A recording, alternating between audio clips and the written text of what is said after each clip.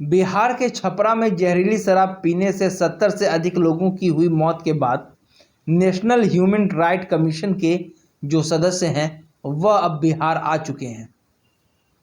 12 और 13 दिसंबर की रात बिहार के छपरा में जहरीली शराब पीने से 70 से अधिक लोगों की मौत हुई थी, जिसके बाद नेशनल ह्यूमन राइट कमीशन ने स्वतः संज्ञान लेते हुए अपने 10 सदस्य टीम को बिहार भेजा। अब यह 10 सदस्य टीम बिहार के छपरा में जाकर उन सभी पीड़ितों से मिलेगी और जानकारी लेगी कि आखिर मामला है क्या और कितने लोगों की मौत हुई है। नेशनल ह्यूमन राइट कमीशन के बिहार पहुंचते ही बिहार सरकार ने नेशनल ह्यूमन राइट कमीशन के औचित्य पर ही सवाल खड़ा कर दिया। बिहार सरकार के वित्त एवं वाणिज्य कर मंत्री विजय चौधरी ने प्रेस कॉन्फ्रेंस कर कहा कि बिहार में एनएचआरसी के आने का औचित्य ही क्या है। वहीं दूसरी तरफ भारतीय जनता पार्टी के राज्यसभा सांसद सुशील मोदी ने कहा कि एनएचआरसी की टीम अगर बिहार आती है तो इससे बिहार सरकार को आपत्ति नहीं होनी चाहिए। आप लोगों से बात करने का कारण जो आप ही लोगों के माध्यम से हम लोगों को सरकार को पता चला था कि आज राष्ट्रीय मानवाधिकार आयोग की टीम, कुछ हमें जो अभी तक ज्ञात है कि कुछ उसके पदाधिकारी आए हैं और कुछ आने वाले हैं। मुख्य मुद्दा उसी से जुड़ा हुआ है।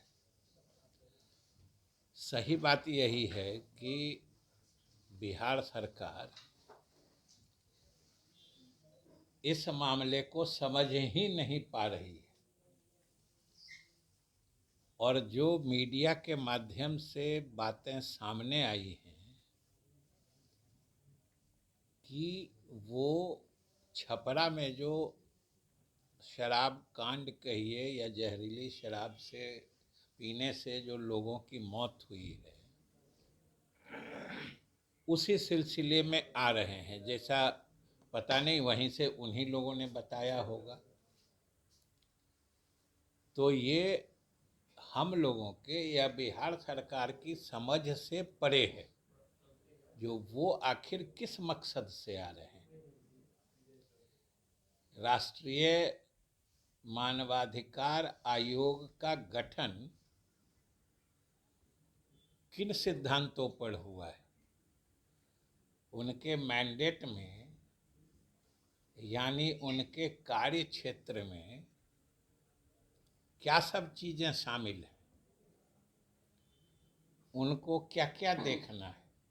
क्योंकि बाकी चीज़ें तो कुछ प्रादेशिक होती हैं, कुछ राष्ट्रीय होती हैं, लेकिन मानवाधिकार जो है, मानवाधिकार संरक्षण की बात जो है ये तो अंतर्राष्ट्रीय बात है।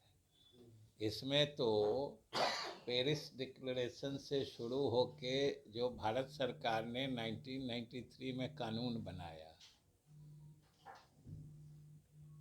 राष्ट्रीय मानवाधिकार अधिनियम, और फिर राज्य सरकारों को भी उसके तहत एम्पावर किया गया, अधिकृत किया गया अपने राज्यों में भी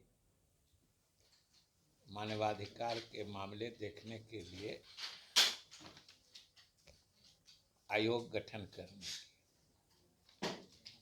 और बिहार के सभी लोग जानते हैं, पूरा देश जानता है कि बिहार ने भी तत्परता से मानवाधिकार आयोग का गठन किया है और यहाँ भी मानवाधिकार आयोग कार्यरत है। और लेकिन ये छपरा वाले मामले में क्या देखने आ रहे हैं या क्या पता लगाने आ रहे हैं, ये सरकार की समझ से बाहर की बात है। राष्ट्रीय मानवाधिकार आयोग की टीम अगर बिहार आ रही है तो नीतीश इसमें घबराने की क्या जरूरत है? क्यों परेशान है? अगर आपने झूठ नहीं कहा, कोई गलत नहीं किया, आपको छिपाने के लिए नहीं है, तो फिर डरने की क्या बात है?